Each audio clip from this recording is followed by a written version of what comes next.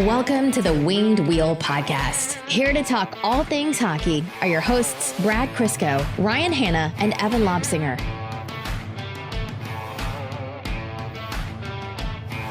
So yesterday was the 16th anniversary of when Crystal and I started dating. And when she was over at her sister's, and I figured when she'd get home, I'd make dinner for us and, you know, whatever.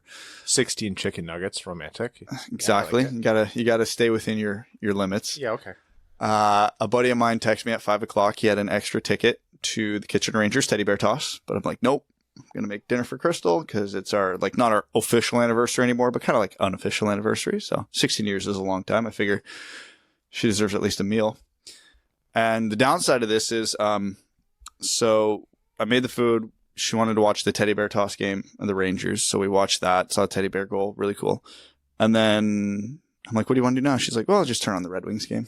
And then the night went south very fast. So instead of being at, the grand point of the story is instead of being at the Rangers teddy bear toss, I had to suffer through that Red Wings game, all because Crystal had to put up with me for 16 years. What kind of BS is this? If Crystal was unselfish, she would have broken up with you a long time ago.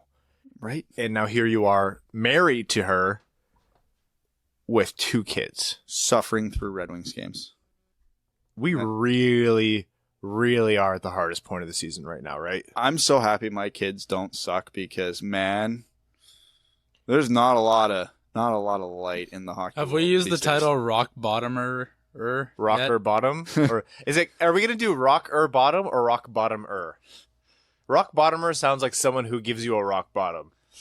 So maybe we have to go rock or bottom. It all sounds kind of sexual. I'm here for it. We can use Rockiest Bottom at some point too. Yeah, that one we'll save. Yeah, for the trilogy. We can just call it what it is: the Pit of Despair. I think we've done that one because you love that title and you ask for it probably once a month, and I think we've given it to you a couple of times. I've got a lot of words we could use for the title because I actually was searching through thesaurus.com there. I hope you know I have purchased a thesaurus for you, and I will give it to you for Christmas. Yes, the 2 words when reading through terrible, just some other ones that came like that just seemed like they fit were abhorrent and heinous. Abhorrent. The H is silent. Look, I'm learning something new. Thanks, Red Wings. Trick question. Abhorrent and heinous. I know Evan got on his last episode for tweeting out or reading out our tweets from before, but I am going to repeat this one. A good thing that is coming from the Red Wings being so brutal right now is Brad is bettering himself. His vocabulary is honestly 10 times what it was when we started this podcast. Because all my Twitter feed right now is complaining about how bad the Red Wings are. I have to use different words to say the same thing. Yeah, funny enough, when the Red Wings were still like scraping into the playoffs, we can get away with, not changing at all. But then when you're just saying the same thing for probably, 4 straight years now? Yeah, we have to get a little bit creative. No, this isn't the same thing for 4 years. This is a whole new level of bad. And to talk all about it today, welcome to the Winged Wheel Podcast. I'm Ryan Hanna. I'm Brad Crisco. Oh, and I'm Evan. Have you ever thought about going second? No. I'm not. We're working in a clockwise direction right now. Speaking of... What if we have a different seating arrangement in the new pod loft? We will. No, we won't. We legitimately will. I'll stand where I need to keep the continuity. My head doesn't turn to the left, Ryan, so you got to keep this in mind. Your head won't have to. Actually, things will be very similar. The table will be a different shape. Also, keep an eye on our socials because Daniel Rossi, the fine gentleman from RNS, sorry, not RNS, from the woodworking. I'm missing his name right now, and I have to find it because I'm being really terrible.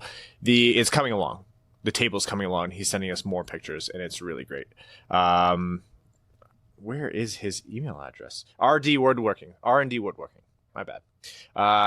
We had some renders, which looked phenomenal, and now it's actually being cut out, and it looks even better. We think we're probably going to record there next week. We were going to do Sunday, but Brad is selfishly taking pictures of his new baby. And the lighting is going to come in very handy. Yeah, it will. On this episode of the Winged Wheel Podcast, I was coming into it from last night thinking, man, this episode's going to be a slog because we have nothing but, the losses to talk about. And that's just going to be crappy because the losses were, just the same old garbage. And then well, Bowie got waived before, and then Brad has feelings about Blashill. And then Cholowski got sent down, and then McElrath got sent down, and before that, Zadina got sent down. And then there's news around the league, and you know what? That's enough to probably fill up a whole episode. Yes. Before that, I just realized it's the holidays. It is? We are Not quite. Are we going to we should do like a formal gift exchange. Are we going to do one person gets, like, we each get each other, like, both other people something, or we each are assigned to one person? I don't know anything that you guys like. Yeah. You guys haven't even finished the gift from last year. That's Evan's. The coffee? Yeah, I drank. You know I Oh drank my mine. God, I forgot that was even here. Yeah. Holy shit. The beer is empty. The coffee is full. I took the Oh, Advil yeah. to work. The Advil? Yeah, I took the Advil to work. And what was the 5-hour energy used for? Where did my 5-hour energy go? I don't know. Maybe I think I had it before a podcast. maybe Mika cranked it. That would explain a lot. Yeah, I mean, it's probably 5-year energy for that one. Yeah. Maybe it's something like serving size is for like a 150-pound man, and like when a 30-pound child takes it, it lasts longer. 5 years. 5-year. There you 5-year go. energy. You're well, I mean, no free ads. Yeah. We'll send an invoice. It's fine. Yeah. Okay, we're each going to get each other something. Who's assigned to whom? To whom is who assigned? I don't know. Why don't the listeners decide? I don't know. I mean, I just saved Evan like $500 today. That is true. Okay, we'll let the listeners decide. We'll put out tweets asking who should buy. Should it be a poll on each of our Twitter accounts? And then if we have a tie, then you have to take your second option? We'll figure it out. We'll figure it out. It'll probably all just be from the main account. It's all going to be, you guys have to buy for me, probably. And no one's going to vote on mine. No, everyone's going to say that you have to buy us stuff. Did you notice the other day you got an influx of people saying, Evan, I'm disappointed? No. God. How do you annoy that which does not even pay attention? I checked. I didn't see anything. I also don't care. Our listeners failed. So disappointed. Is that your kid crying again? Yeah. Come on, man. He watched the Red Wings game last night too. Yeah, well. Let's talk about that Red Wings game. No. The Red Wings versus the Jets version 1. I don't think anyone was anticipating this being phenomenal hockey, but you thought, this is Detroit playing the Jets in Winnipeg. It's Eric Comrie's first game, A, first start as a Red Wing, and B, first time playing Winnipeg since leaving the team. And, he didn't leave on bad terms. They have only good things to say about him. Paul Maurice said he was like one of the best people he's ever met. So, this was an important game. And they got pumped. Well, he was doing really good for about 37 minutes there. Yeah. Before the Red Wings just, forgot to do anything. Well, the Red Wings opened up with a good couple minutes, and then Ozzy said, the Red Wings have a good start to this game, outshooting Winnipeg 4-1. I was like, first of all, that's not a good start. That's just the beginning of the game. That's certainly a cherry pick stat. Yeah. 4-1 in shots. Secondly, now it's jinxed because like 10 minutes later, the shots were like 22-11. So You're not a Red Wings goalie if you don't give up 5 goals. 100%. The Red Wings have given up 5 goals or more in over half of their games. Like, actually just sit there and think about that for a second. 5. Half. That's insane.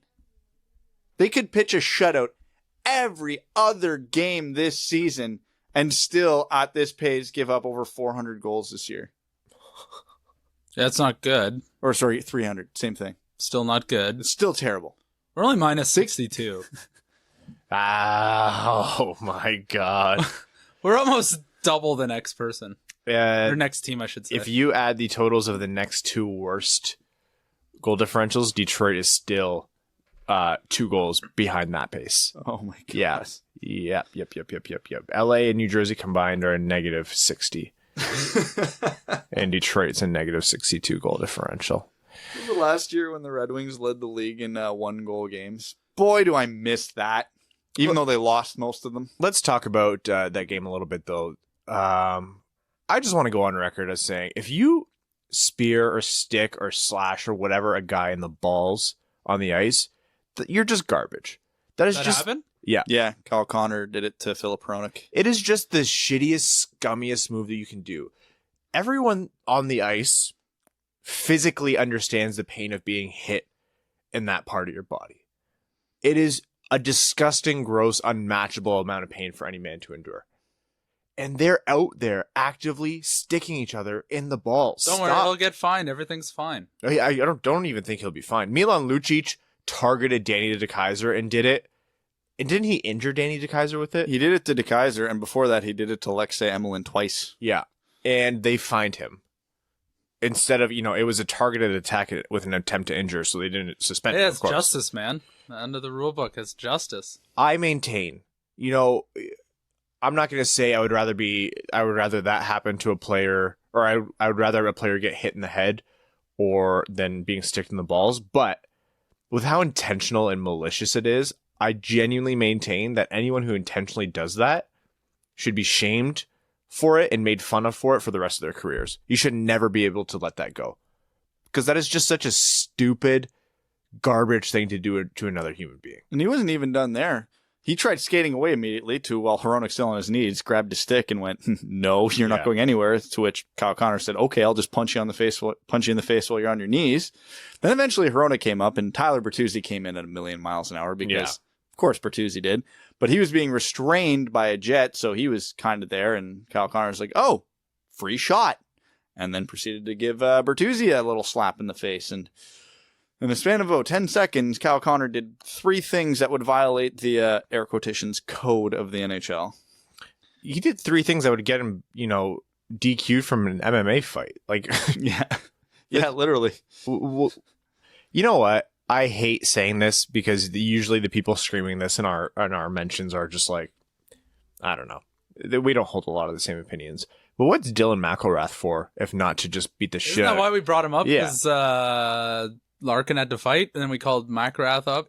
If you're gonna let your best defenseman get sticked in the balls and not have Kyle Connor pay for it for the rest of the game, what are you up for? What's going on? Well, that's a Jeff Blashill thing. Well, Blashill will be like, "You, McElrath, you need to fight someone if you can't fight Kyle Connor." Like, I'm anti-fighting. Like, everybody knows this, but the next period, I know Kyle Connor had a penalty at least, so he didn't start the period. But the next time Kyle Connor stepped on the ice, he's a left winger, yes? I'd have had Dylan McElrath lining up at right wing. 100%. And even if he doesn't want to fight, don't Todd Bertuzzi the guy. Piss him off the whole game. Give him some cheap shots. Give him some elbows. Slash his stick out of his hands. Take a couple minor penalties. I don't care. You're not going to win the damn game anyways. It's the Red Wings. It's just like, you can't have that. You can't have that happen to Larkin. You can't have that happen to Athanasiou. You can't have that happen to Mantha. And you definitely cannot have it happen to your best defensive defenseman and your best offensive defenseman, which just happens to be the same player. If you're not going to build camaraderie by winning games, you may as well build some camaraderie by beating other people up. Oh, man. They came back from a commercial break with 3 minutes left in the period, and they just did a slow pan of every player on the bench, and I've never seen a more dejected Red Wings team in my life. I didn't want to gif it because I was like, this is sad. Bunch of 1,000-yard stares. Oh my God. I feel like I had a similar rant about the not standing up for your teammates a month ago. So this isn't a new problem. It was definitely the Larkin fight. Yeah. That's what it was. No. Oh, yeah. No, it was. Yeah, it absolutely was, because nobody did anything to Ryan Ellis the rest of the game. So this isn't a new problem. And he's an easy target, too, because he's out there all the time and he's small. Yeah. Tough guy, though. I love Ryan Ellis. He's still got to go him, though. Yeah, oh yeah, absolutely. So, just one of the many symptoms about how the Detroit Red Wings are broken. Do you guys ever listen to the post-game interviews? No, I've stopped. I listened to one today. Same crap. Just because I had to. That's rough. I was like, I don't think I've listened to one all year, and it was awful. Yeah, they're rough.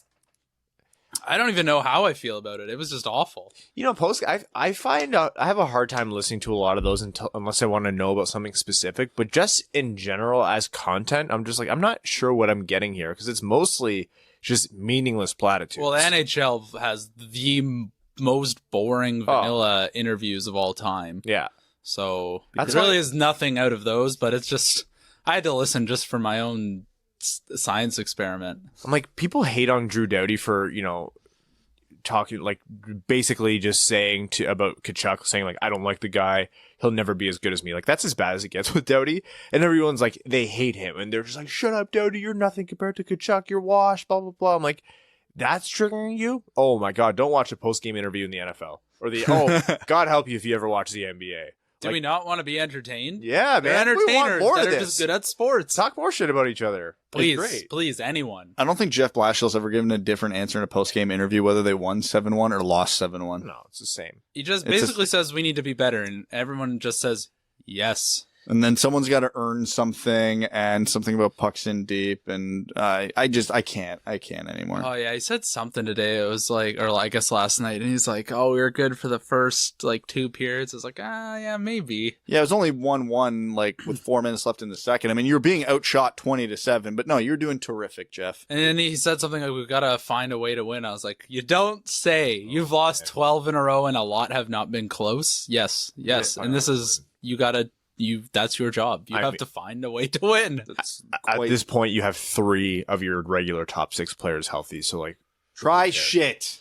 The good thing that happened from that game was Zadina made a great play to set up Christopher freaking N for his first goal. Yeah, if setting up Christopher N for a goal isn't the definition of earning it, Yeah. nothing is. The guy's given a wet noodle and some old paper mache and said, go make a line out of this. And he's been doing it. He's got 3 points in 4 games, and just remember, the only time he got up to the second line was when Athanasiou and Fabry were off of it. Yeah.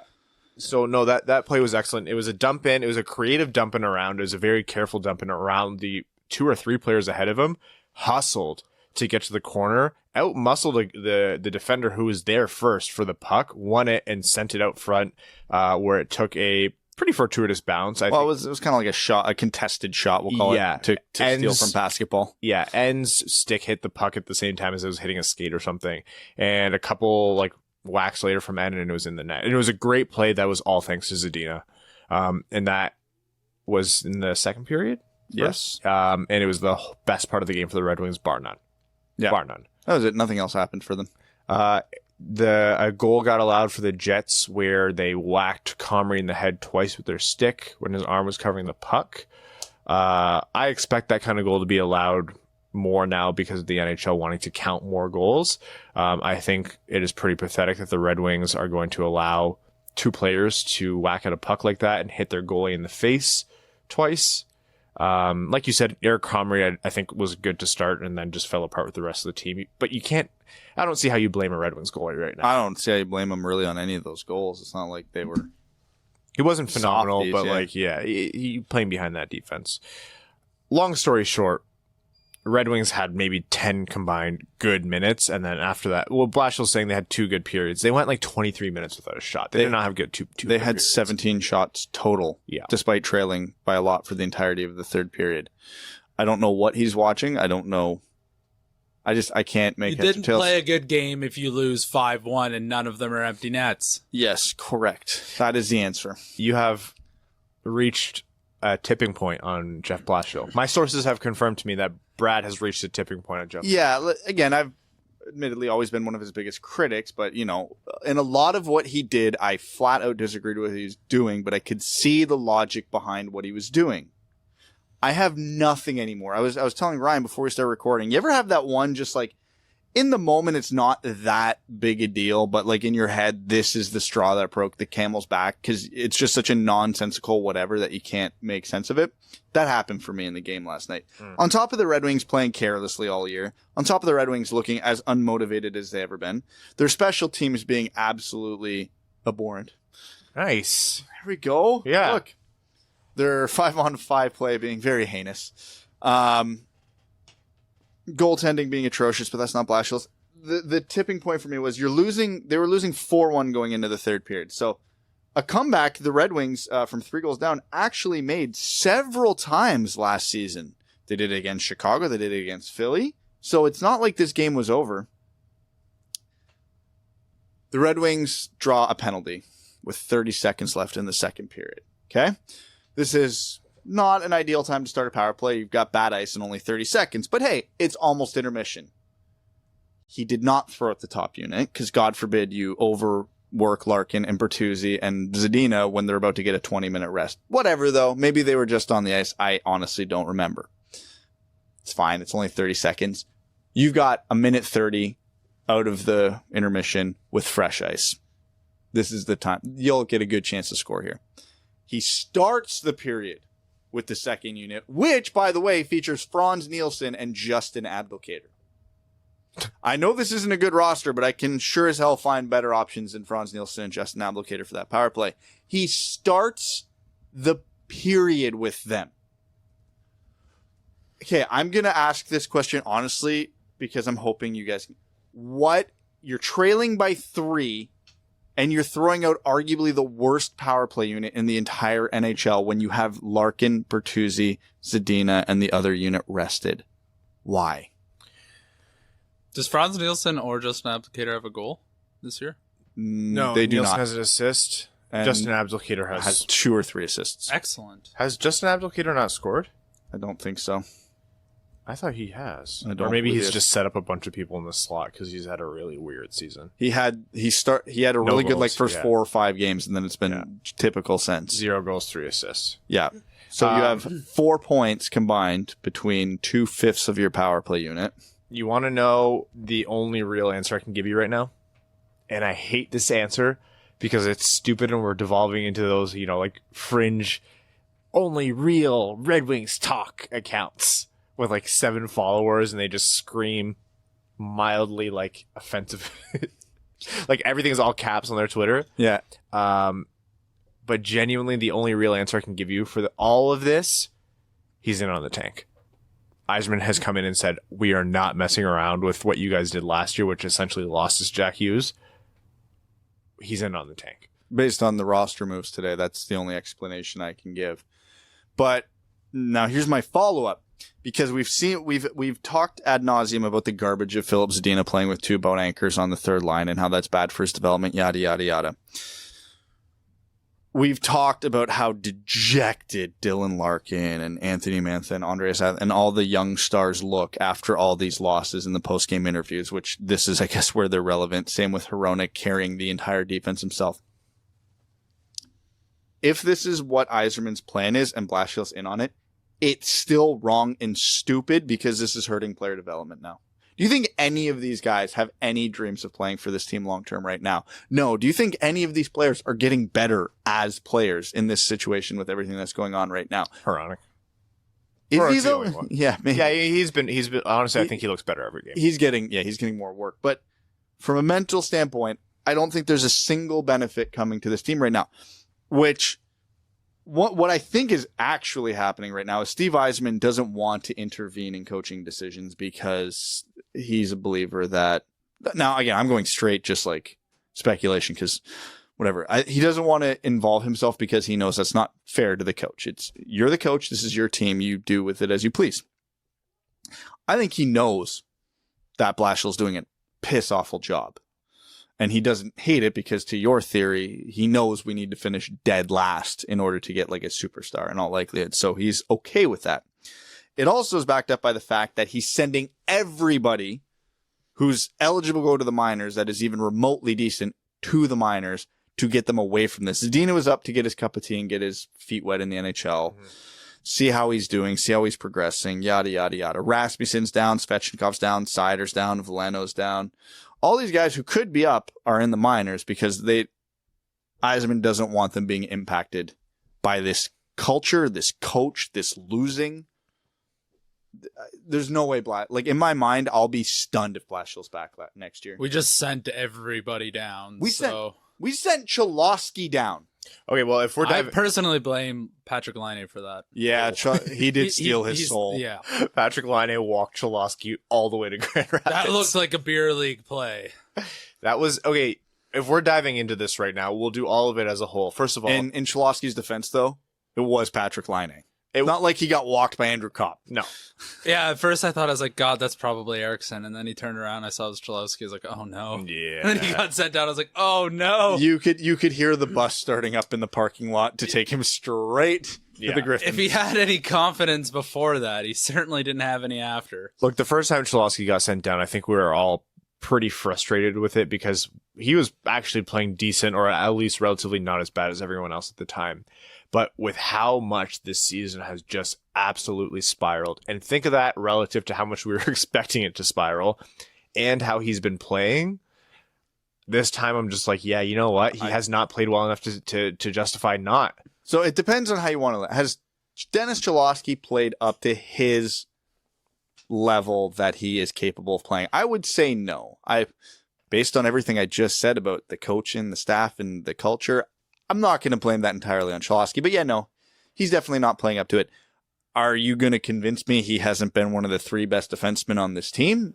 No, he absolutely has been, because the rest of them are just terrible. No, I understand that. Yeah. Are we sending him down to hopefully help his development, get some confidence back, and get him the hell away from this mess? Yeah, I think that's what's going on here. Yeah. And I'm, like you said, I'm very okay with it. It's a little bit of column A, a little bit of column B. I'm not okay with the circumstances that led to them having to make this decision. Yeah. But given what it is, yeah, it's the right call. Same with Zadina. As soon as I saw that Zadina was never going to get a sniff in the top line or with Athanasiou or Fabry, we've mentioned on here, I was petitioning him to go down to Grand Rapids then. Yeah.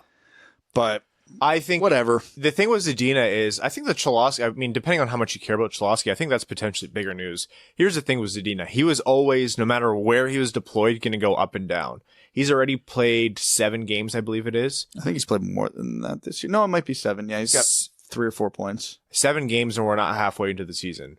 By all rights, he's going to be up for more than 9 games, which means he's going to burn the year of the ELC, which is what we care about most, really. I think depending on where you fall, that's what you'd be paying attention to, or where you'd fall on the line of burn that ELC year or slide it again, which you can do with Zadina's contract because of his age when he's signed.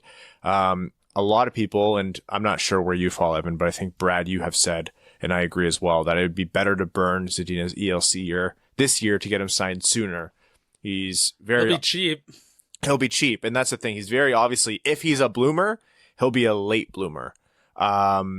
He's not guaranteed to be, and I think there's a lot of very valid questions about Zadina's development, but no matter which way you cut it, he's not going to break out and just score 50 goals out of nowhere. It's going to be a little bit of a slower burn up until he hits his peak, whatever it is. And so you burn his ELC year, you can get him signed sooner because his RFA contract is up sooner, or his ELC is up sooner. So we're not even at halfway point of the season. He's already played 7 games. Unless he's really going to be held down for like most of the season, I think we're going to see Zadina back up again.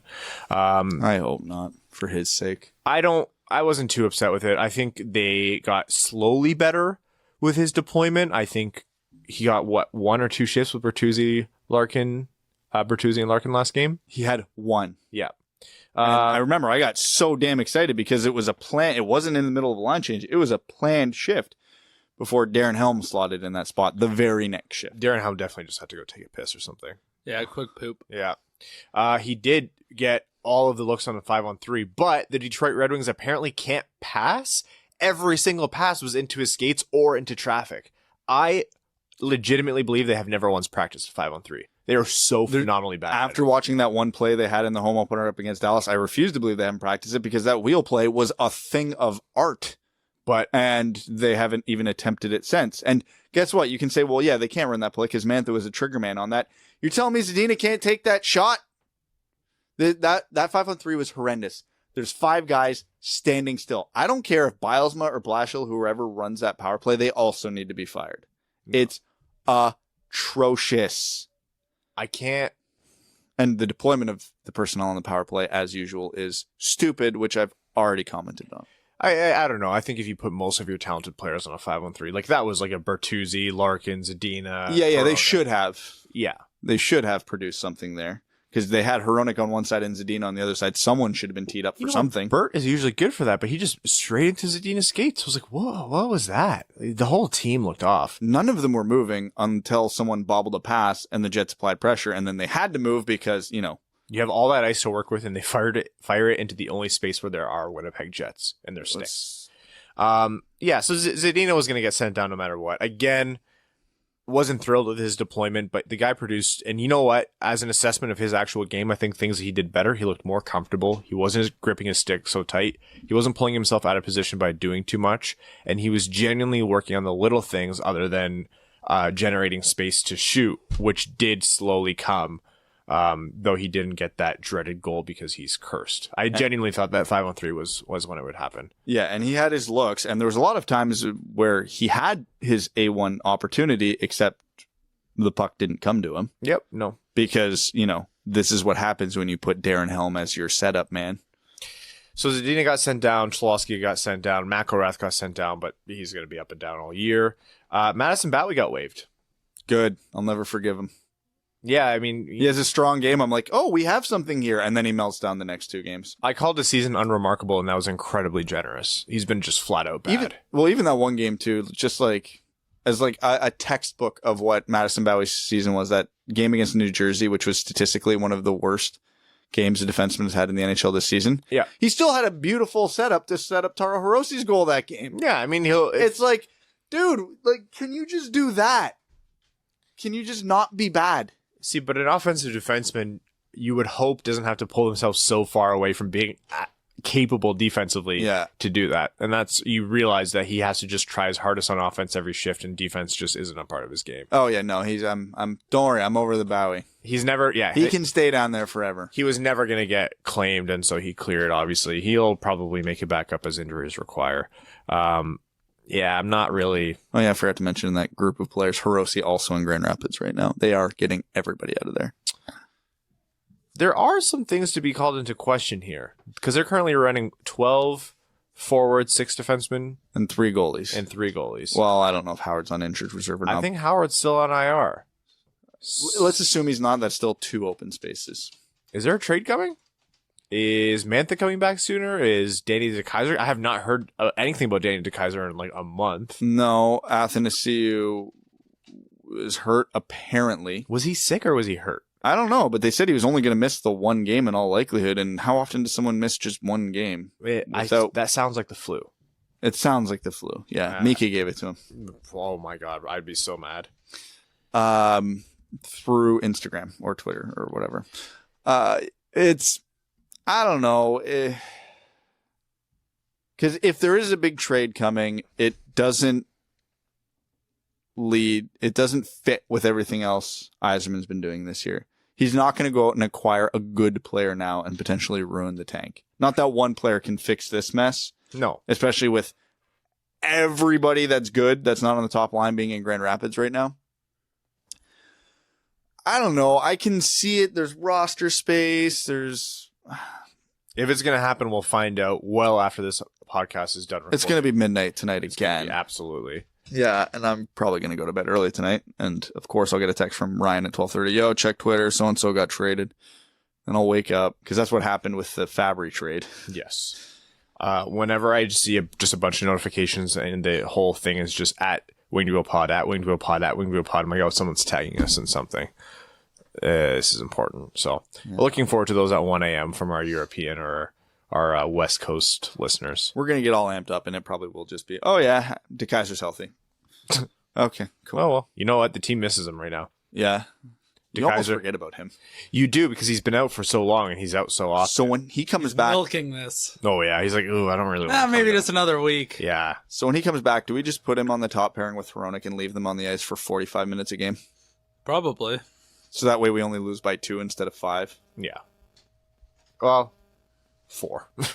Yeah, it's not. We're not going to cut it in half. No. If Athanasiou's not back, Larkin and Bertuzzi are now literally the only capable. Oh, sorry, the top line: Bertuzzi, Larkin, and Fabry are the only capable scorers on this team. Because what is that second line now without Zadina, without Athanasiou, without her? Like, is it legitimately Glendening, Helm, and Filppula now?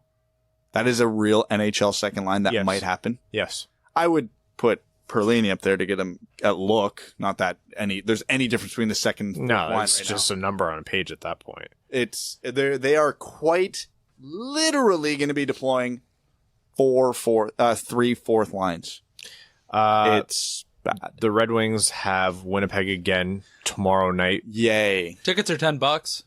And I'd pay $10 to watch someone take a run at Kyle Connor here. Just drop the gloves on the opening faceoff. You have to. Montreal on Saturday and LA on Sunday. I'm not sure what time. Hey, LA. Yeah. So that'll be a toilet bowl game. We're recording late Sunday, so we'll probably have most of the results of that game, if not all of them. Yep. So here's a question that we haven't even asked yet. Yeah. The Red Wings have lost 12 games in a row. Do they break 17? 17's the NHL record. It was set by Washington and one other team. Washington and San Jose. Yeah. San Jose won they had 24 points that season. Oof, rough. Hey, Don't knock them yet. Are they? Were those both of their expansion years? Yeah, I believe so. Pretty close to it, if not the actual expansion year. That's rough. That's not good. The Kings might blow this record for us, though. You think so? Yeah. I don't expect us to beat Winnipeg. Montreal, even when Detroit's good, always has Is it in Detroit's Montreal? number. It doesn't matter. And then LA. LA is the wild card, man. Man, 10 straight regulation losses. 10 straight regulation losses that Detroit And has. how do we only have a 6-point cushion between us and second last? I feel like that should be bigger. 2 games in hand. Oh my God, New Jersey's been. I think they've lost like 6 or 7 in a row too. They've lost the last 2, and they're 2-7-1 in their last 10. Yeah. The Red Wings have lost 22 games, and then 3 more in overtime or shootout. So what are the Red Wings now? 7-20-3? 7-22-3. 7-22-3. Okay. Yeah. Now remember they won the first 2 games of the season. Mm-hmm. So take that away. They're 5-22-3 since then. Yeah. That's not going to do it. Yeah. Fun fact, according to some random site, I can't remember what it was, the Red Wings have the hardest strength of schedule out of anyone else in the NHL this year. Yep. When you're dead last by a mile, every game is hard. Well, Yeah. you know why everybody else's schedule is easy compared to the Red Wings? They don't have the luxury of playing the Red Wings. Yeah, exactly. Everybody else still gets to play the Red Wings. Ugh. Yeah. A lot of doom and gloom. This is the darkest timeline. This is, guys, the only thing pushing us through right now besides you is the fact that we get the World Junior soon. We get to watch a ton of Red Wings and Eggnog. eggnog and different Red Wings prospects and different potential Red Wings prospects. Pretty much every game will have a player that you should be invested in. And we can't lose everything that way. Canada has Joe Veleno, Alexi Lafreniere, Jared McIsaac. Just kidding. There's 0 chance Detroit wins the lottery. I know we're picking 4th. Yeah. In which case, look at Germany, where they'll have Stoitzel and Moritz Seider will probably be the captain. Or you can look at Russia, where they have Askarov. Or you can look at Sweden, Berggren, and Eliasson. Drysdale might be an option at 4. There's a lot there.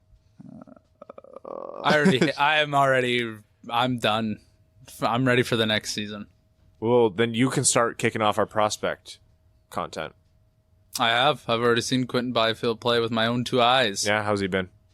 He doesn't look like anything, but then he's got 4 points in the game. They have 4 goals. Worthy of 2nd overall? Yes. Worthy of 1st overall? Maybe. I'm still firmly in the camp of it's Alexi Lafreniere. Me too. I will not entertain. I understand Byfield's good. I have him as my clear-cut number 2, although Lucas Raymond's not as far. He would have to go on a world beater for the rest of the year for me to really entertain it. Agreed. But no, it's Alexi Lafreniere, and it's not particularly close in my mind. The dude is playing injured and has 70 points in 32 games. It's disgusting. He might be the captain of Team Canada at the World Juniors. I think Joe Veleno is slotted in your thinking. Yeah, he'll have it. McIsaac might get a letter too. There could be legitimately 3 Red Wing letters on Team Canada. I'm telling you, this is going to be the most exciting thing to happen to the Red Wings all year before the draft lottery. The draft lottery, I'm fair warning, because we're going to live stream it again. If the Red Wings pick 4th, that I'm telling you right now, that will be the most viewed anything we have on YouTube, because I will flip. Oh my God. I will lose. If we get the first overall pick, I'll cover myself in honey and run through a bear sanctuary. I need anything to stop the pain right now. This is the worst hockey team I've ever seen in my life. And that's a true statement. There's always moments in episodes where I'm like, oh man, this episode's going slower, but it's just hard to kickstart it right now. And then there's always those moments where like, oh yeah, there it is. And it's always Evan bringing in the I'm just heat. going to break. Like Jimmy Howard has been broken mentally, and Bernie's been broken mentally, and Comrie is on the next. He's the next one up. Comrie, and it's me. Comrie's mom called him that night. She goes, "Hey, honey, how's the game?" And he goes, "Holy shit, mom, this team sucks." It's like I wanted to play in the NHL, but I didn't know it had to be like this. She's like, "My head hurts." She's like, "Why does your head hurt?" "They hit me in the head with their sticks." She's like, "What did your team do?" He's like, "Nothing." It was my team. Yeah. Look, one guy crying in the shower with the lights off. His name's Jimmy Howard. I don't know what position he plays, but I hate to be in that spot. Jimmy's been broke. Like, Jimmy's had that shell-shocked look for a long time. And I feel bad for Bernier because Bernier's played some decent hockey, and you can see him have this drive where he's like, yeah, I'm going to make a difference. And you just look at him like, oh, honey. You sweet, innocent summer child. You stupid, perfect little creature. Well, at least he has a mentor to get him through this. Yeah, well, yeah. Like, Eric Comrie has walked into Detroit with the reputation as being one of the nicest human beings in the NHL. And by the end of the season, he's going to be hanging out behind the LCA in a leather jacket, hacking at darts, pushing children off their bikes. It's going to... I can't be happy. Why should you? Oh, he's not going to be happy. That's for shoving his goalie stick through their spokes. Yeah, exactly. Things that get us through miserable seasons like this. Alcohol. Yzerman is an Vacation. active GM. We're not going to have to wait a long time between moves, and he's doing everything he can, and we can see that. He's got an inch and he's taken a yard for the most part. He is very much hamstrung with a lot of these bad contracts and unmovable pieces, and the room he gets, he makes the most of it. I want to talk to the Ken Holland apologists. Do you guys see now? Do you see? Because this is what you get. Again, my counter argument, not like I was not a Holland apologist, but I wasn't as vehemently against him as everybody else. I mean, I look at Zadina and Veleno and Berggren and McIsaac, and I go, all right, fine. Yeah. And the other thing is, I really think Mike Ilitch, they were doing it for him to keep the playoff streak going and mortgaging the future just to be in the playoffs. Sure. And we're definitely paying the price for that now. Yeah. I don't know. I understand all of that, and those nuanced takes aren't wrong, and I've echoed the same things in the past, especially when Holland was still GM. But where I differ is, on a whole, when you have a person whose job it is to be responsible for these things, and those things, you know, with a capital T, go wrong, you have to hold that person responsible, and he just was not accountable for years and years. It's not and like years. he's a new GM where the owner getting fired would put his future in jeopardy. Oh, he got hired the next day. Yeah, he basically Not has a pick actually, of any team he wants to go to. So at some point you need to say to your owner, listen, you signed the checks, but I'm the one who optimizes this team. Oh, boy. Anyway, here we are. I still maintain, like, I still know and respect and, you know, will always champion his spot in hockey history and this franchise's history, but this iteration of this hockey team is... We're paying for it. Oh, 100%. And this is what we've been screaming from the rooftops about since, 2015?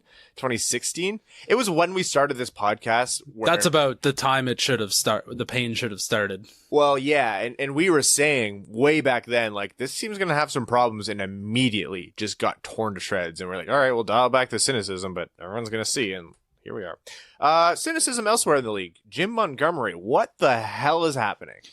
Based on everything that's been said, I think we can narrow it down to drugs, gambling, alcohol, or hookers. Because nothing else makes sense. Or racism or physical abuse. No, because they said it wasn't that. Oh, really? Yeah, They came out and said it wasn't I anything missed related that. to what's going on right now. Yeah. It didn't affect other teammates, so it wasn't physical. He didn't sleep with anybody's wife or anything like that. They said it wasn't related to racial or abuse, so it probably didn't have anything to do with teammates. Had nothing to do with staff members on the team? No, it was kind of Past like... or present players? It sounds like it was just him, and whatever it was just him, hence why I'm at drugs, alcohol, gambling, or hookers. Well, they said nothing. They went on record. They said no criminal activity occurred. I'm like, all right, no one thought there was, but now I kind of think there Yeah, is. that's kind of what... I'm like, yeah, okay. You know. Me walking I in. wasn't really thinking like that, but I guess I should have. Hey, just want you guys to know I'm not going to murder you today. Just so I make that clear. Like, obviously, you're like, oh. I'm getting... I'm yeah. going buying a bat. So that's bizarre then. And then they kept using the phrase a material act of... what was it, unprofessionalism or a material... Oh, is that lawyers speak? Oh, right? And they kept repeating it. And you're like, why do you keep saying that? Why are you talking this way? What's happening? I got it. He was doing a line off of a girl on his desk while gambling. Well, gambling is illegal in Texas, You right? know what we call that in No, the it was NHL? illegal gambling. He was running it out of his office. You know what they call that in the NHL? The 70s. But they were like, they said nothing criminal occurred. All I could dig up was... Did he slap the owner? shit on his desk or something. I don't know. Yeah, but they were doing well. Why would you do it then? Someone pointed out that like, he had a radio interview where like the radio host was like, he kind of plays it fast and loose with the rules, and he just like asked some like risque questions, but nothing terrible. I'm like, this is the same team where the CEO and owner came out and called their two best players horse shit. Twice. So they're not gonna. Dallas. I think I saw something on the score. It said Dallas said it wasn't related to that news article, so I missed the in between stuff. But yeah, that was like 4 hours ago. It wasn't due to radio interview. I saw some baseless crap about. I say baseless crap. I saw some stuff that wasn't confirmed anywhere that had something to do with like alcohol. I don't know. I have a hard time speculating, but also like if you're the Dallas Stars, I'm sorry, you can't do this and expect it to not get out. And the only reason they would want to keep it private is, well, there's a lot of reasons. One, maybe legal. They don't want to be the ones to say it, but like they didn't even tell the players, and not a person has leaked it yet. Yeah, this is certainly weird. We have a lot of friends in media, and I'm not going to pretend to know what it's like to be a beat writer or like a journalist or someone whose job it is to know these things, but we just saw a story where people withheld information about Mike Babcock for years to keep access to the team. And I think that was pretty widely criticized because it was a really terrible thing to keep, because A, it's genuine news, where if you're a reporter, your responsibility is to deliver genuine news, and B, I mean, it exposed Mike Babcock for being a pretty terrible coach to his players, or person to his players. If you're a journalist who knows what happened here, why is no one saying anything? Because some of them must know. They must know. Maybe not. This if the players don't even know, this might be something that whatever happened literally got busted by the GM or the president. So if that happened, it might literally just be the GM, the president, and the owner that knows what's going on. There is a reality in which like 5 people are aware of what's happening. Super weird. So a tweet, funny enough, just came across my timeline. It was someone who screenshotted another tweet, and the person said, "From what I hear about the Montgomery firing, he merely did something that, in a broader sense, many of us have done. It was not illegal, just a lapse in judgment. I'm not free to be more specific right now, but you'll see what I mean when it comes out." What does that mean? And also, that's definitely something terrible, right? It's not illegal, but it's heavily frowned upon. Why are they softening that so much? What did he do? And we've all done it before. That's not good either. That statement, okay. The only thing that reminded me of that statement is that one meme I saw on the internet way back when it's like, well, it's not illegal to call a toddler an asshole. It is frowned upon. It's like in Tropic Thunder where Ben Stiller calls Matthew McConaughey. He's like, "I've killed the only thing I love." He's like, "Killed a hooker."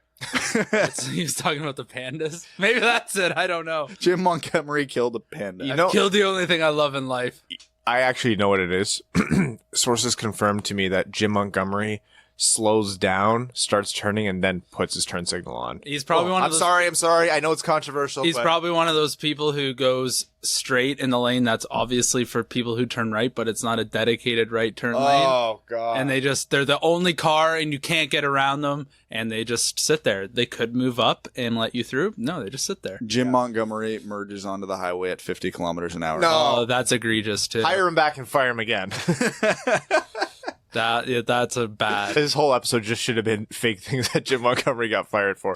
This will age poorly if and when this terrible thing that he did comes out, and we now have to go, Oh, sorry. But in the meantime, we're going to make light of it as much as we can. What are we supposed to do? How do you not... We're trying to entertain, damn it. Jim Montgomery went out to dinner with the owners and got fired for ordering his steak well done. Yeah, the owner said, "It's on me." And he said, "I'll get the surf and turf." He's like, "No, you're going to get fired." If he got his steak well done, I'm not going to get... The last time I gatekeeped steak, I got roasted for it. Yeah, because your steak opinions were bad. What was your steak opinion? You said he had well done steak his whole life. No, that was your opinion, sorry. No, that wasn't my opinion. Yeah, that's just how your family did it. That's how my family did it. Your family steak opinion. And I thought I didn't like steak until I had a proper rare or medium rare steak, and now I love it. Yeah. That's not your fault. No, that's not your fault. That's just your upbringing. This is that scene from, what's it called? The Robin Williams and Smart guy. Goodwill Hunting? Yeah, Goodwill Hunting. It's not your fault. Oh, your yeah, fault, and just Ryan. starts crying. Are you gonna? Don't do that, Ryan. No, I don't think I've cried on this podcast in months? Days, Has anyone cried? episodes. We've cried from crying. We've cried from crying. I think I was crying during the macaroni story. Oh yeah, Like there was What was the macaroni story? when we had Steve. Oh, You weren't. No. No. you weren't here. You Pick an episode and guess if you were there. Evan. No. Oh, I want to talk about this. I usually our fans are weird, and we love you, and you guys are nuts. And I love the way the community grows. Of the spin-off spoof accounts, one now tracks. It's shaking. I saw that on Monday morning, I think, and I was just shaking my head. Evan Lobspeaker. Evan Lobspeaker. It tracks whether or not he's at the episode and his average speaking time. Do people not have jobs? Like, I just don't know where people find the free time with life to do these things. This is what's gonna get him to come. Oh, He's got to be. if there's anything that affects me I'm not affected by Twitter in the Seems like you're not. Oh, that was good. Yeah, nothing else for Jim Montgomery. More fuel for the are the Red Wings about to make a trade game. They sent 3 scouts to the Avs versus Flames game the other night. Oh, we're getting McKinnon? Yeah, probably. He's coming. You know what? There could be a framework for a trade that involves Athanasiou for Connor Timmins. Plus. Would you do that? Depends what the plus is. Steve Eisman. Okay, here's a hypothetical because Steve Eisman likes his reclamation projects. They're both touted as being really good, but they're both still good enough to the point where they would command a premium. Connor Timmins and Tyson Jost. Yes, please. Yeah, 100%. Jost, who's consistently underperformed in the NHL since he's arrived, and Connor Timmins, who missed all of last season with a concussion. Yeah, Both come with heavy risk, but high potential. yeah. I'm more confident in Timmins finding his game than I am Jost, but that could be the framework for an Athanasiou trade with Colorado. Jost can't really hurt. What's he like? I haven't been following him this season. He's severely underperforming. Oh, well. And I think this is third season, so it's kind of like at the point of I don't think he might be that good, but he might be, but I wouldn't bet on it. I certainly wouldn't bet Athanasiou on it. Average shooter, decent offensive impact, decent defensive impact so far for Tyson Jost this season. Yeah, what are his actual stats? Because Darren Helm has all those as well. Okay, but if we're going to be real, Darren Helm and Luke Glendening are often some of the best non-Bertuzzi Larkin-Mantha players on the ice for the Yes, Bruins. who are completely incapable of scoring goals. Of course not. Well, that's an optional part of the You can game. score goals? No, that's only in warm-ups. Oh. Is someone's phone ringing? Or is that my... Oh, that's my laptop's going nuts. Do we have anything else before we head over to overtime?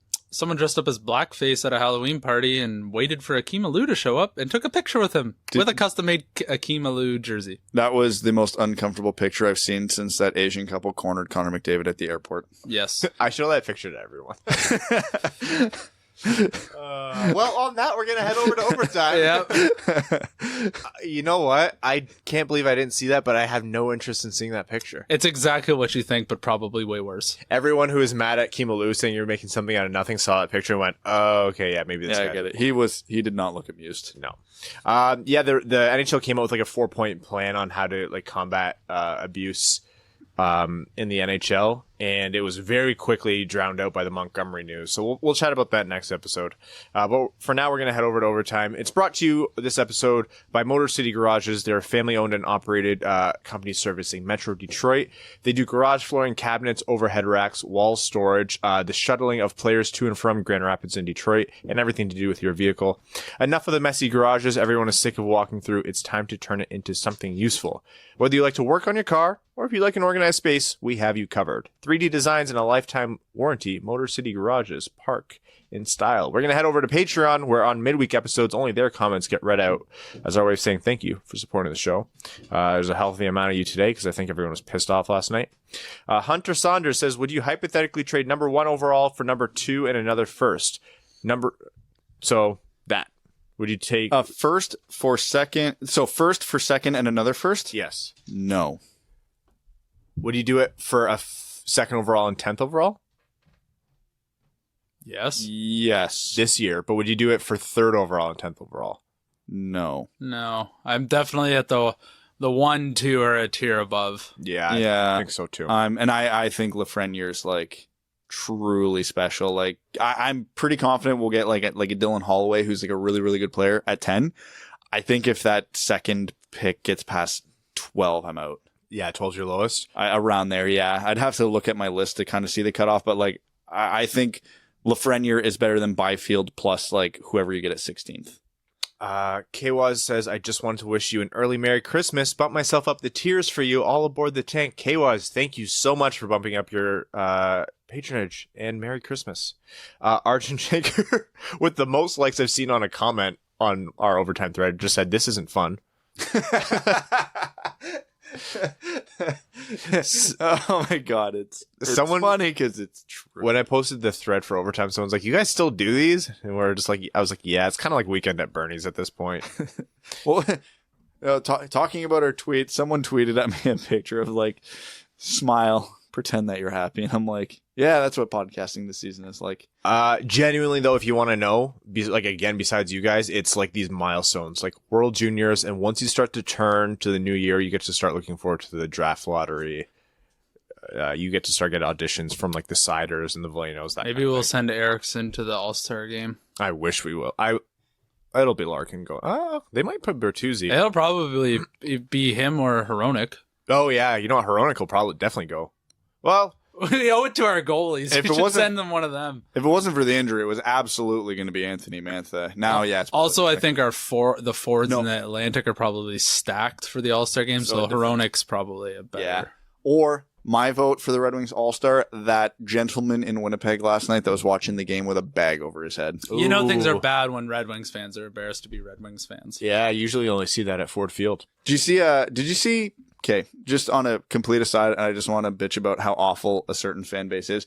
Did you see that Patriots fans were booing the team off the field? the 10-3 New England Patriots were getting booed. No, that's why by their own fans. Boston sports fans are the worst. Yeah, they're ungrateful. They are the worst. I hate poutine and the Lions. Says sweet baby cider on a unicycle. I wish the season to be over. Well, maybe you'll get that for Christmas. Garrett TV says, Dear bravest Hockey Amigo leadership, do you think having a captain would have helped us in times like this, or perhaps prevent them from happening in the first place? No, I think... The less targeted criticism we can have towards our players, the better. I don't think it would have made it better. I don't think it would have made it worse. We're bad, but we also seem to clearly lack leadership and identity, and that's precisely why you name a captain. Sure, it's added pressure in a time when we suck, but it also does give Larkin the ability to point it out and motivate other guys and at least be a consistent voice to a shit team. We used to always look to Hank to call out poor efforts or Yzerman to provide focus and inspiration. Right now, we all just look around aimlessly and revert to canned Letterkenny phrases. Not only are we bad, but we also lack identity, and I can't help but think but the latter is self-inflicted via the Aptons. Hell, we all turn to this pod in good times, end in bad. Maybe you should be the captain. Give us the C. Give Winged Wheel Pod the C. Also, thanks for sharing some of your coaching perspectives last episode. Always nice to hear everyone's range of experiences. Keep getting pucks deep. Let's go Red Wings. Why doesn't he call people out? He wants to be the captain. If that's what a captain does in this locker room, then just do it. All I have is a mental image now of Dylan Larkin as the captain walking into the Red Wings dressing room like Glengarry Ross, but instead of pointing at his watch, he's pointing at his C. Matt Cheney says, hey boys, I thought I'd ask a prospect question about picks 1 and 2. So as of right now, Lafreniere has 32 games with 0.76 games or goals per game and 1.44 assists per game, and a jaw-dropping 2.19 points per game. To compare, Byfield has 30 games played, 7.73 goals per game, 1.16 assists per game, and an incredible 1.9 points per game. Lafreniere has 13 more points with 2 games in hand on Byfield, but I can't help but think that if Byfield played in the Q, or vice versa, if Lafreniere played in the O, their stats would look more similar. Byfield is a center, which seems harder to come by, and the Q is notoriously offense heavy, which may skew the stats in Lafreniere's favor. Is the gap really that big for Lafreniere to be the undisputed number 1, or am I wrong to even compare the two leagues in the first place? Thanks for the outstanding content as always, boys. Keep your head up, stick on the ice, and keep rocking in the Dub Nation. It depends who you talk to, because some people have Byfield first. So is he the clear-cut number 1? The unfortunate answer is it depends who you talk to. In my mind, yes, Lafreniere is the clear-cut number 1. The Q is more offensive, and Lafreniere is about a year older than Byfield because he's a late birthday. Lafreniere has been playing with a mild ankle injury this year, which is worth noting. And quite honestly, at points, it looks like Lafreniere's almost bored in the Q. Like if he could probably find another gear, quite honestly. Because he's just pulling some crap off that's no business. But when it comes down to scouting prospects, you always have to watch your eye. And when it comes down, I find Byfield benefits from being so much more physically dominant than his peers. And Lafreniere just does things on the ice that other players can't do. And he sees things other players can't see. And that's to me the biggest thing about projecting a guy. What can they do? What do they see? And can everybody else do the same thing? And with Lafreniere, he's the only guy in this entire draft that's capable of some of the things he's capable of. And in terms of specifically like strength of league and competition, Garrett TV actually made a great point, and I was going to allude to this. The Q is a lot more offense heavy, and if you look at their NHL equivalent totals, they pretty much come up even in terms of their projected points. So that's just about a wash where they are right now. Everett Johnson says, for tonight's revisionist wrangle, I will attempt to add a positive spin to allow for an opportunity to remember the better days. Brad, you're the judge. Ryan and Evan, you guys are up. For a good amount of years, Detroit was a highly regarded destination for free agents, some of which would be Hall of Famers who wanted an opportunity to play for a historic team and win a championship. Who is your favorite player who's ever signed with Detroit as a free agent? Brad, agree with either one of Ryan or Evan. That will determine the winner of this round. Ooh, I'm going first. Do you have one, Evan? Your favorite player who's ever signed with Detroit? No. Mine, I think, is an easy answer, and I'm not going to go too far back. I'm going to go to the version of the Red Wings that won in 2008. I'm going to go with Brian Rafalski, one of the more unheralded defensemen in the league and components of that dominant team from, like, what was it, 2006 to 2010, or whenever. When did Rafalski leave, actually? Regardless, he was absolutely pivotal in the 2008 Cup. And then in 2009, he missed games, and what was it? He missed the first 3 games of what series was it? The third round or the second round? And it was a huge, huge difference. There has never been a better defenseman, or there wasn't a better defenseman to play with Lidstrom in that era. He was part of that core that put Detroit over the hill, and he was part of what made them dominant outside of their superstars, which they had. Brian Rafalski is one of the more underappreciated players of that whole 4 or 5 year period, and one of the easiest free agent signings that the Red Wings ever made. Actually, the first one that came to mind before I started looking up some of the people was Dominic Hasek. Fuck. The other one I thought of was Brett Hull. Okay, I would argue Rafalski over Hull for sure. Yeah, that team was already stacked. Yeah, and Hull was third line. He was playing with Boyd Devereaux and Pavel and Datsyuk. a rookie. Yeah. How do I even begin to say? How can I argue for Dominic Hasek? His resume speaks for itself. He's one of the best goalies of all time, and if you're able to sign him as a free agent without having to give up any assets, that's disgusting. Brad? You both make compelling points, but I'm going to pick Ryan because Evan didn't pick Steve Ott. Was he a trade or a free agent? I don't care. You didn't pick him. I didn't. You know what? I didn't want to say Steve Ott because I wasn't sure if he was traded, and I didn't want to look like a homer. He was a free agent. Joe Kocur was also a free agent. Yeah. Wait, no, Lang came over in a trade. Yep. That's how Mike Green ended up in Washington. Evan Beckner says, well, guys, it finally happened. I'm ready for Blash to get the boot. I've always been a huge proponent for him and his coaching style, but watching Zadina bust his ass and barely get a sniff at quality minutes has tipped the scales out of favor. I know it's difficult for the team to stay positive amidst a 1,000-game losing streak, but they're so mentally out of the game as soon as they face any adversity that there's no way anyone on the roster is developing positive habits. There needs to be a fresh voice behind the bench and not just Disco Dan or Ben Simon. On a positive note, this season has helped me branch out and learn how to make multiple cocktails. My current go-to is an Irish coffee. 3 ounces of Irish whiskey. I use Bushmills, affordable and delicious. 1 ounce simple syrup, and 8 to 10 ounces of your favorite coffee. I love Irish coffee. Oh, yeah, so good. Mix and serve in a tall mug with whipped cream on top. Perfect as a dessert cocktail or late-night boost for a depressing Central Time Zone hockey game. We also signed Luke Robitaille as a free agent. Yeah, another guy towards the tail end of his career. Chris Smith says we're 5 games away from tying the longest losing streak in history. LA better not mess this up, but what if we can make that record unbeatable? What if, to pay for our 25-year playoff streak, we lose 25 games in a row?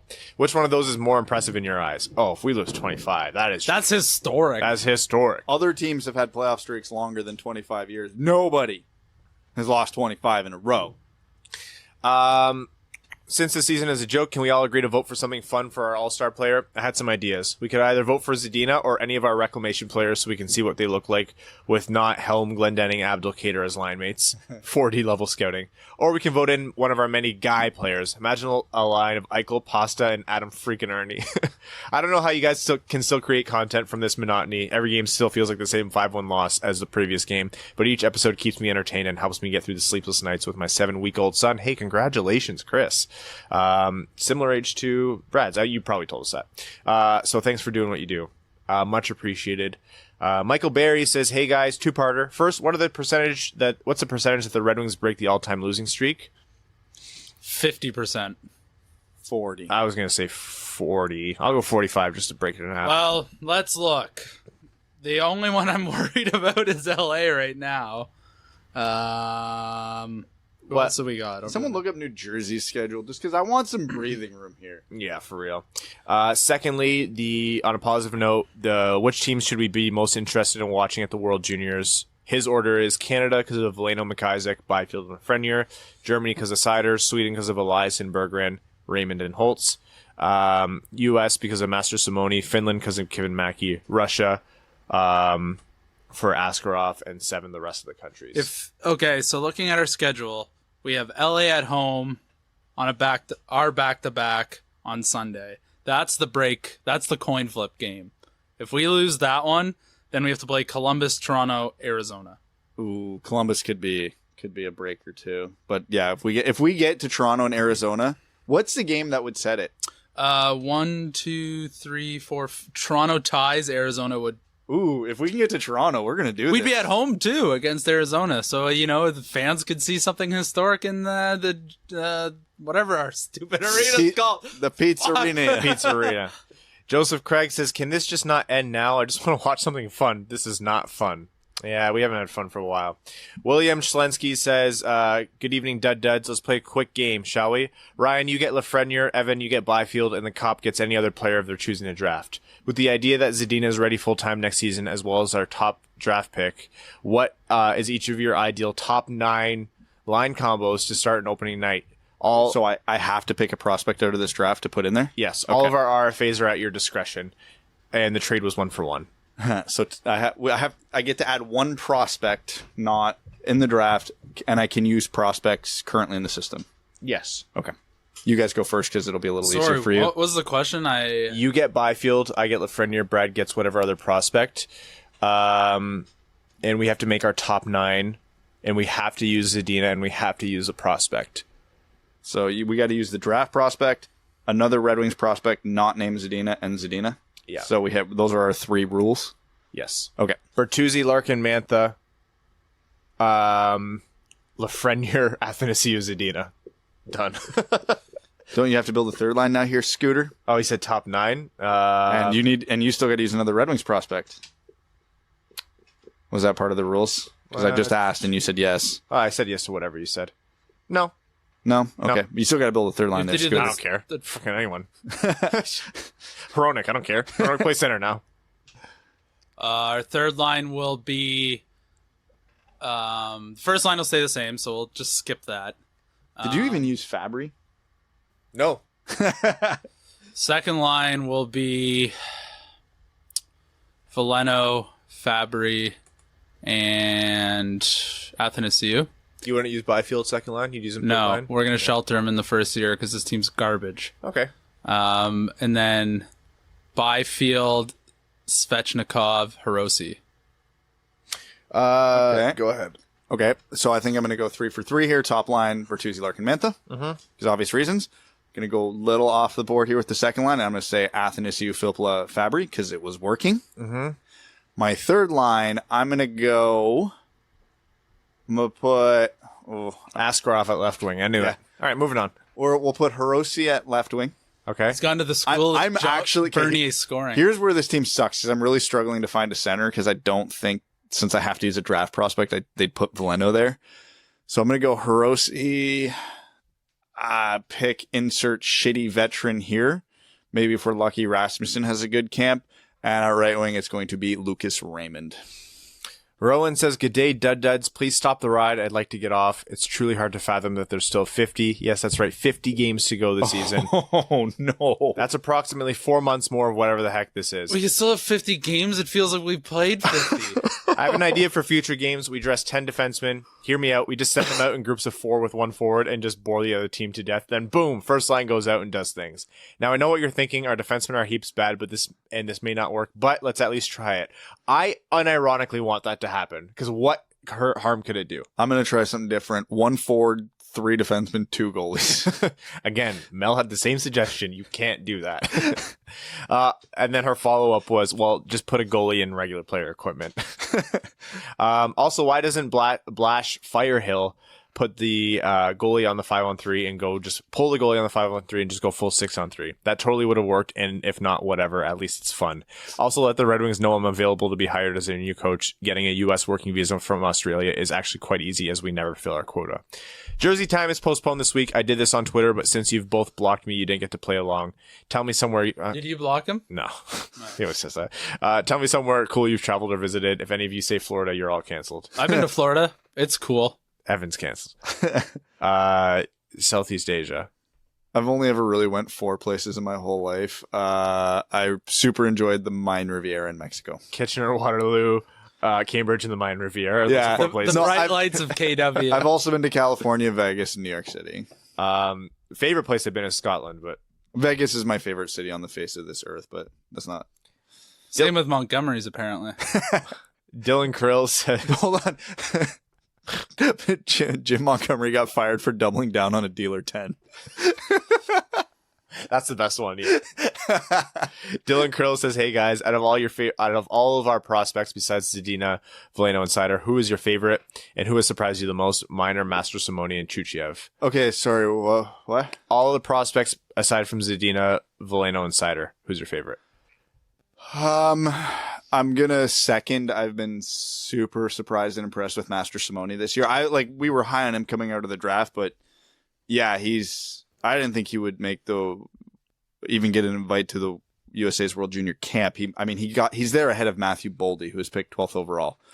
Yeah. Outside of him, I'm going to say, if not Master Simoni, like Master Simoni, Jared McIsaac. Yeah, that was mine. Shit. God, yeah. I was gonna say I'm still waiting for that Svechnikov moment. It's not there for me. I know I'm always been low on the guy. That's because you're emo. Yeah. Well, you know what? I just realized at this moment that I didn't change it after work. That's all right. Neither did I. Neither did I. Oh, wow. Anyways, yeah, my first answer is Master Simoni, because he feels like that real guy that the Red Wings got like around later than he should have been available, and he's been impressive at every step of the way. If not McIsaac, the only thing that's really hindered McIsaac's development is that year-long shoulder injury that he played through stupidly, but before that he looked like a huge potential stud for the Red Wings. So definitely him. Honorable mention to Alec Regula And Chris Terry. Mika's sensing that we're running past an hour. She's rolling the dice. She's right now. literally rolling dice upstairs.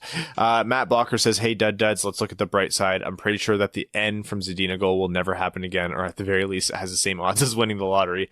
2 weeks ago, I think the Wings were on pace for negative 142 goals against. Now they're on pace for, drum roll please, negative 159. So once again, we are over Oh my God. or under 159.5. Over or under. It has to be under. There's no humanly possible way. Like under as in closer to 0. Yeah. Yeah. Yeah, it can't keep getting worse. What that San Jose team has to have though? the 92 San Jose Sharks have to have the worst goal differential of all time. Must be. Vincent Saladino says, hello, boys. I was just wondering if Blashill's fired, do you think Bilesma would be a good fit for the team? I personally don't. Sure, whatever. I don't care if Evan coaches the team next year or right now. It's anybody but Blashill. That's The where I'm memes at. per 60 would way down, but God, Mika, jeez. Also, do you guys know what his coaching style is like? He won the Jack Adams in 2011 and got a cut back in 09. Yeah, we're aware. He's more of an offensive coach, which I'm here for. So he has a decent track record. Even if he doesn't really fit the team, it's not like it can get much worse anyways. Keep up the good work, That's boys. probably the best argument for not keeping Blashill. It can't possibly be worse. Haroon Khan says, hey guys, this is so painful. Joseph Fournier says, remember, gotta stay fresh. Cheese bags. Stay fresh. Keep it cool. Breathe in, breathe out, relax, and fire Blashill. I won't say much about that Winnipeg game aside from their wet tissue, thin fragility, other than that I agree. Not having a captain is hurting the identity and direction of this team, much at poor Comrie's expense Tuesday night. That pan shot of the bench after the 5th goal said it all. We're at the point where the status quo is hurting the development of current players. Blashill's line blender is random, frantic, and desperate. There's no method to the madness, and that's frightening. Buckle up, it's going to get even worse from here. Back to phase 2 of the Athanasiou 1-for-1 trade game. Hold on, before we get there. How many times have us or someone in the comments said it can't possibly get worse, and it's gotten worse? We've said it at least 3 times this year. oh, it's Rock Bottomer Volume Rock 2. Bottomer.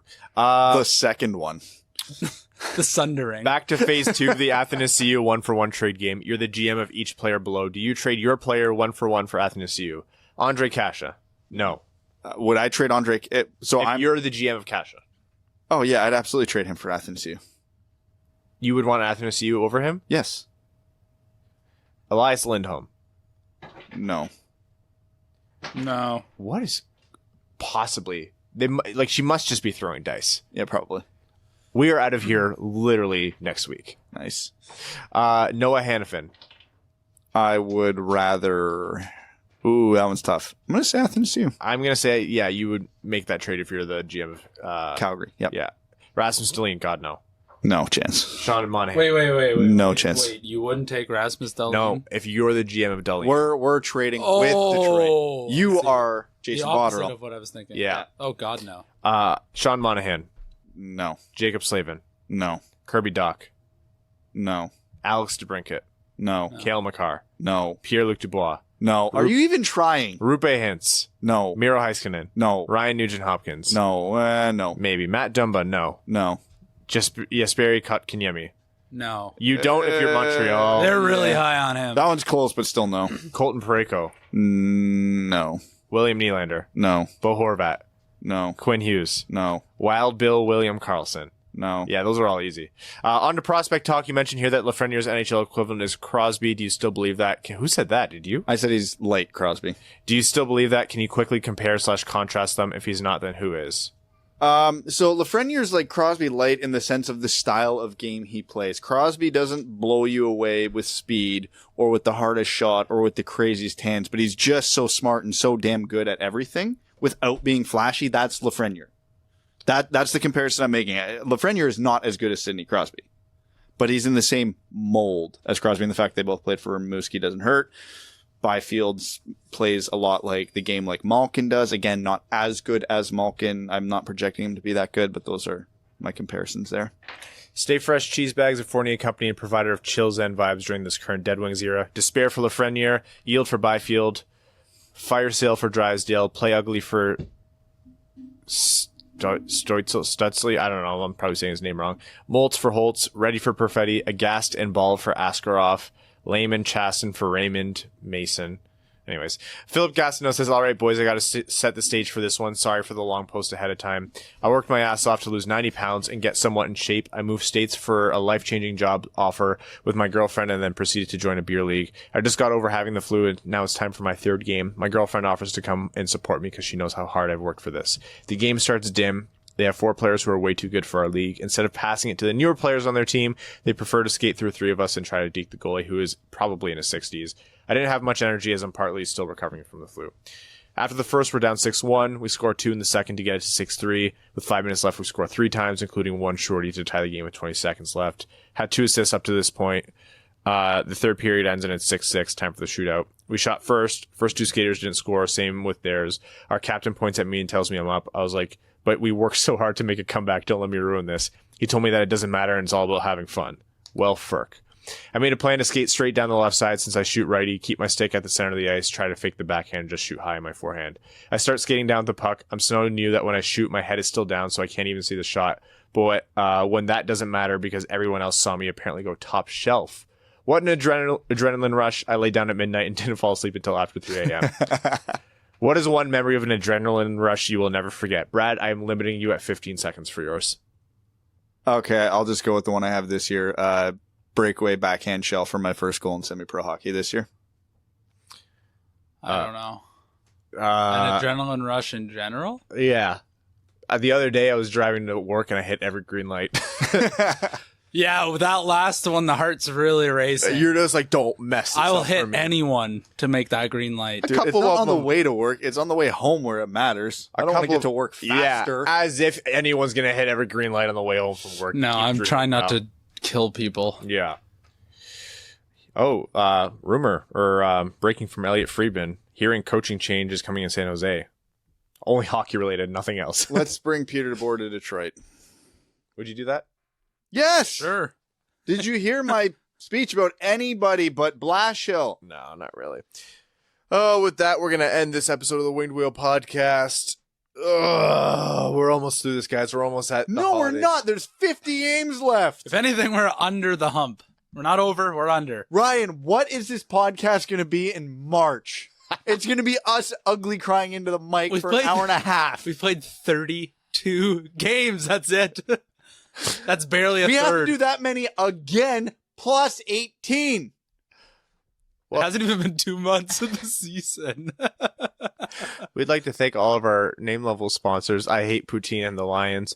Scott Martin, who's a brand new name level sponsor. Thank you. Luke Johnson, Mitchell Shinkowski, Arjun Shanker, Clayton Van Dyken, Mike Reed, Aaron Taylor, Langabeer, Matthew M. Rice, Aaron Taylor, welcome to the Dub family, Kayla Thompson, Ryan Lewis, Sean Levine, Matt McKay, Hannah Lee, Kaylin Wood, Jacob Turner, Charlie Elkins, John Evans, Rob Thiel, Craig Kibble, Stan Olson, and Ryan Lewis. And Danny Jr., new name level sponsor, welcome. K-Waz, thank you for leveling up. And Simon Anderson, of course. I'm going to talk these guys down from the ledge. We'll see you guys on the weekend.